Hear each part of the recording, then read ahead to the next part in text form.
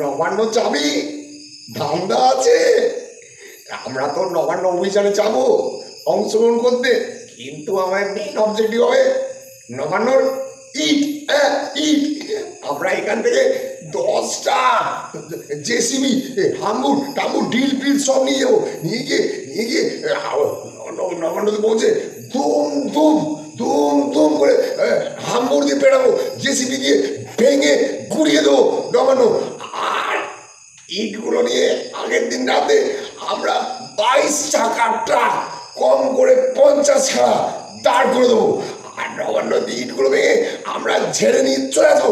তারপর আমরা একটা ইট 12 টাকা পিস চলছে, আমরা 7 টাকা বেচে দেবো, হাওয়ার মতো উড়ে যাবে। একটা ইট 7 টাকা হয়, তাহলে নবান্ন থেকে কমসে কম 1 কোটি ইট বেরোবে। 1 কোটি 7 কোটি টাকা, আমি কোটিপতি হয়ে যাবো একটা অভিযান করে।